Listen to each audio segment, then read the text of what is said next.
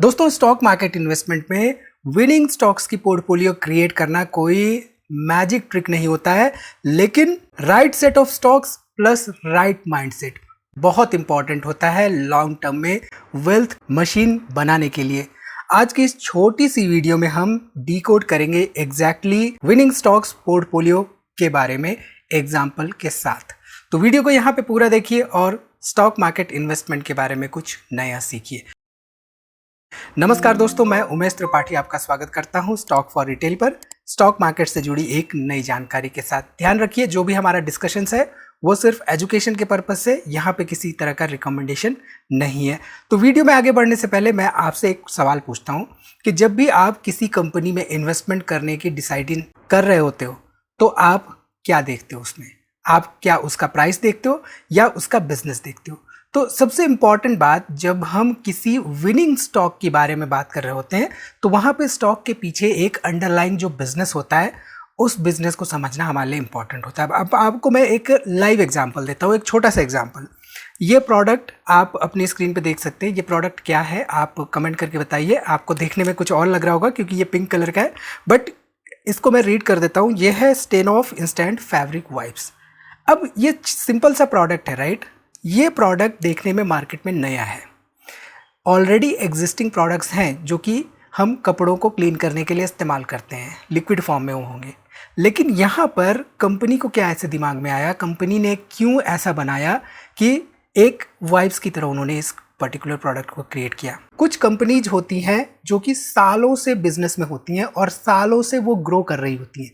Growth के पीछे उनका एक इम्पॉर्टेंट रीजन ये होता है कि वो समय के साथ बदल रही होती हैं और अपने कस्टमर्स की नीड्स को भली भांति समझती हैं, और इसके साथ ही साथ अपने जो कॉम्पिटिटर्स होते हैं उनसे कैसे आगे रहा जाए, वो इस पर्टिकुलर प्रोडक्ट्स जैसे प्रोडक्ट्स को लॉन्च करते हुए आगे बढ़ती रहती। तो यहाँ पे जो कंपनी है, राइट, ये जो कंपनी है पिडिलाइट इंडस्ट्रीज लिमिटेड है। पिडिलाइट इंडस्ट्रीज लिमिटेड के बारे में मैंने पहले बहुत सारी बातें कर रखी है। अगेन यहाँ पे डिस्क्लेमर की किसी तरह का प्रोडक्ट का ना तो एंडोर्समेंट है, ना कंपनी का यहाँ पे किसी तरह का प्रमोशन है। सो सबसे पहले और सबसे important rule long term investing का, बिजनेस को देखें, ना कि हाइप को, ना कि न्यूज को। ऐसी कंपनियां जो कि सालों तक जिनके बिजनेसेस में ग्रोथ हो, कंसिस्टेंट प्रॉफिट्स ले आए और स्ट्रॉन्ग कॉम्पिटिटिवनेस रखें अपने बिजनेस सेगमेंट में, नए एंड इंट्यूटिव प्रोडक्ट्स लॉन्च करते हुए। ठीक है, अब यहाँ पे एग्जांपल ले लेते हैं इन्फोसिस का। देखते हैं कि इनके ईयर ऑन ईयर सेल्स में 2014 के बाद से क्या रफ्तार रही है ग्रोथ की, इनके ओवरऑल प्रॉफिटेबिलिटी में क्या रफ्तार रही है ग्रोथ की। तो सिंपल सा यहाँ पे एग्जाम्पल से आपको समझ में आएगा। 2014 में 50,000 करोड़ की इनकी सेल्स हुआ करती थी, प्रॉफिट यहाँ पे 10,000 करोड़ का हुआ करता था। 2014 के बाद 2018 में 70,000 करोड़ का यहाँ पे सेल्स हो चुका था, 16,000 करोड़ के आसपास यहाँ पे नेट प्रॉफिट हो चुका था। 2018 के बाद 2021 में 1 लाख करोड़ का यहाँ पे सेल्स हो चुका था, 19,000 करोड़ का यहाँ पे प्रॉफिट, नेट प्रॉफिट हो चुका था कंपनी का। अब 2021 से हम आगे चलते हैं, 2024 में चलते हैं। 2024 में 1,53,53 लाख, इनफैक्ट 1,53 लाख का यहाँ पे सेल्स हो चुका था और यहाँ पे करीब 26,000 करोड़ के आसपास प्रॉफिट हो चुका था, नेट प्रॉफिट। मार्च 2025 की बात करें तो ये बढ़ के 1,62,000 करोड़ हो गया था और यहाँ पे 26,750 करोड़ के आसपास नेट प्रॉफिट हो चुका था। अब यहाँ पे कई सारे डिस्कशंस चल रहे हैं कि एंथ्रोपिक क्लाउड आ चुका है, ऐसे में जो SaaS रिलेटेड प्रोडक्ट्स हैं उनका क्या होगा, ऐसी कंपनियाँ जो कि IT सेक्टर से बिलोंग करती हैं उनका क्या होगा। देखिए, इस तरह के चैलेंजेस आते रहे हैं, आए हैं और आते रहेंगे। अब ये प्रोडक्ट जो मैंने आपको ये दिखाया, राइट, ये लाने का इनका मकसद क्या रहा होगा? कॉम्पिटिटिवनेस के साथ ही साथ मार्केट में बने रहने का। तो कंपनियां चैलेंजेस के साथ क्या लेकर आती हैं, ये इंपॉर्टेंट होता है कभी भी जब हम एनालिसिस कर रहे होते हैं विनिंग स्टॉक्स या विनिंग स्टॉक्स की पोर्टफोलियो क्रिएट करते समय। तो यहाँ पर हमने इन्फोसिस का पिछले 10-15 सालों का रिकॉर्ड देख लिया। इनकेस अगर आप देखना चाहते हैं, सीखना चाहते हैं, समझना चाहते हैं कि जो IT स्टॉक्स में क्या हो रहा है आजकल और एंथ्रोपिक क्लाउड की वजह से, AI की वजह से बेसिकली क्या हो सकता है, तो उसके बारे में हमने सेपरेट वीडियो में डिटेल में एक्सप्लेनेशन कर रखी है, आप उसको देख सकते हैं, समझ सकते हैं। यहाँ पर शेयर होल्डिंग पैटर्न देखते हैं, क्योंकि आगे जब हम स्क्रीनर क्रिएट करेंगे तो स्क्रीनर में आपको ये सारी बातें वहाँ पे इंक्लूड होते हुए दिखाई देंगी। प्रमोटर शेयर होल्डिंग मार्च 2023 में 15% का था, यहाँ पे 15% पब्लिक थे, और यहाँ पे आप देख सकते हैं करीब 35% FIIs थे और 33-34% DIIs थे। अब यहाँ पे आप देखिए तो आपको लग रहा होगा कि थोड़ा सा प्रमोटर ने शेयर होल्डिंग कम की अपनी। दिसंबर 2025 का डाटा 14.5% प्रमोटर्स हैं, 13.5% यहाँ पे पब्लिक है और यहाँ पे करीब करीब 71-72% के आसपास हो चुके हैं। अब एक तरफ तो खबरें आ रही हैं एंथ्रोपिक क्लाउड की, एक तरफ खबरें आ रही हैं कि आर्टिफिशियल इंटेलिजेंस की वजह से कंपनियों का क्या होगा, और दूसरी तरफ यहाँ पे FIIs एंड DIIs अपनी शेयर होल्डिंग बढ़ाते हुए दिखाई दे रहे हैं। अब चीज़ें आपके ऊपर है समझने की।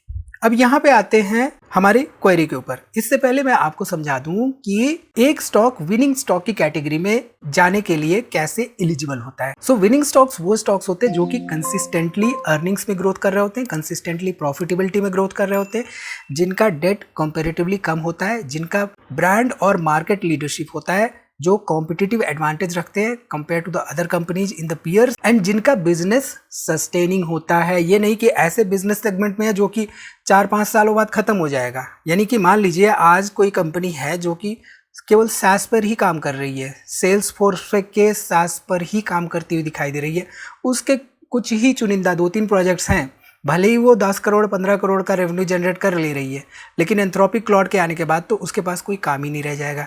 तो ये इंपॉर्टेंट पॉइंट्स हमें देखने होते हैं। अब यहाँ पे हम आते हैं स्क्रीनर पर। स्क्रीनर में कुछ इंपॉर्टेंट फाइनेंशियल रेशियोज़ का हमने इस्तेमाल कर रखा है। फाइनेंशियल रेशियोज़ क्या होते हैं, ये हमने अपनी जो वीडियोज़ होती हैं हम जहाँ पे सिखाते हैं वहाँ पे हमने बहुत अच्छे तरीके से एक्सप्लेन कर रखा है।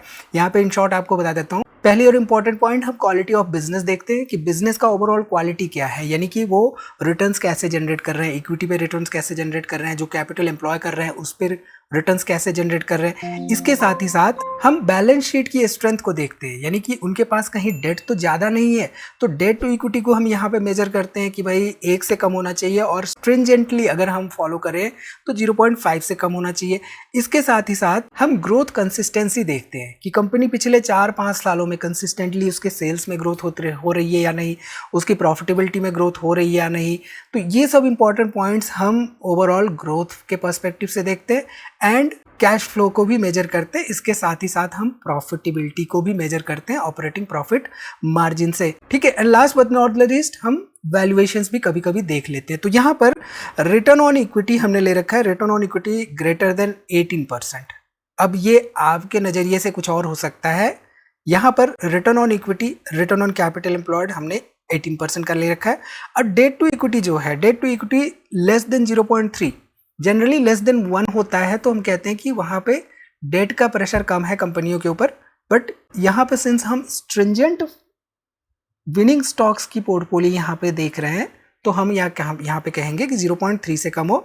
सेल्स ग्रोथ 5 सालों का 12%, प्रॉफिट ग्रोथ 5 सालों का 10% या उससे ज़्यादा, ऑपरेटिंग प्रॉफिट 15% या उससे ज़्यादा। इसके साथ ही साथ फ्री कैश फ्लो 5 सालों में ग्रेटर देन 0। अब ग्रेटर देन 0 का मतलब है कि पॉजिटिव फ्री कैश फ्लो होना चाहिए बिजनेस के खत्म होने के बाद। बिजनेस के खत्म होने का मतलब ये नहीं कि कंपनी बंद होने के बाद बिजनेस जो कर रही है, राइट, कुछ सेल्स जनरेट कर रही है, कुछ प्रॉफिटेबिलिटी आ रहे हैं, कुछ एक्सपेंसेस हैं, सब तीनों चारों चीज़ों को मिलाने के बाद या इन्वेस्टमेंट्स करने के बाद बहुत सारी चीज़ें होती हैं फाइनेंशियल स्टेटमेंट्स में। ये सब होने के बाद at the end of the day कैसे पैसा अंदर आ रहा है बिजनेस के, कैसे पैसा बिजनेस के बाहर जा रहा है, इन सब का कैलकुलेशन करने के बाद कितना पैसा टेबल पे बच रहा है, फ्री कैश फ्लो, ये इंपॉर्टेंट मेजरेबल होता है। इसके साथ ही साथ ऑपरेटिंग कैश फ्लो यहाँ पे 5 सालों का ग्रेटर देन 0 कर लेते हैं। पीजी रेशियो यहाँ पे लेस देन 1.5। अब पीजी रेशियो क्या होता है, ये वैल्यूएशन के लिए जनरली जज किया जाता है। यहाँ पे इंपॉर्टेंट ऑप्शन होता है कि पीजी रेशियो ले सकते हैं या पी रेशियो भी ले सकते हैं, price to earning ratio less than 30। And यहाँ पे प्रमोटर होल्डिंग, प्रमोटर हमने चेक किया था, right, promoter holding greater than 50%। अब प्रमोटर होल्डिंग हमने इन्फोसिस के केस में देखा तो 14% है। कई सारी कंपनियां ऐसी होती है जहाँ पे 0% भी होता है। बट ऐसे केस में फिर हम इस पर्टिकुलर सिनेरियो के लिए क्या करेंगे, वहाँ पे इन केस अगर प्रमोटर शेयर होल्डिंग 50 से कम है, 50 से ज़्यादा नहीं है, तो ऐसे केस में FII होल्डिंग या DII होल्डिंग यहाँ पे ग्रेटर देन 10 होनी चाहिए। तो ये जो स्क्रीनर हम रन करते हैं, राइट, ये जो क्वेरी हम रन करते हैं, तो यहाँ पे करीब करीब 69 कंपनियाँ निकल के आती हैं। अब ये 69 कंपनियाँ यहाँ पे स्क्रीन पे आपको एक एक करके दिखाने का, एक्सप्लेन करने का कोई मतलब नहीं है, मेरा मकसद भी ये नहीं है। मेरा मकसद आपको ये बताना है कि विनिंग स्टॉक्स की पोर्टफोलियो जब हम क्रिएट करते हैं तो किन बातों का ध्यान रखते हैं। तो आई होप यहाँ से अब आपके लिए एक पॉइंटर मिल गया होगा जिससे आप अपनी स्टडीज को फर्दर आगे ले जा सकते हैं। सो अगर आपको यहाँ से कुछ सीखने को मिला होगा तो वीडियो को जरूर से जरूर लाइक करके जाइए। कोई भी सवाल हो इससे रिलेटेड तो कमेंट करिए, और हाँ, दोस्तों में शेयर करना ना भूलिए। मिलते हैं अगली वीडियो में एक नई जानकारी के साथ। तब तक आप अपना बहुत ख्याल रखिए। डिस्क्रिप्शन में कुछ इंपॉर्टेंट लिंक्स हैं, उनको एक्सप्लोर करना ना भूलिए।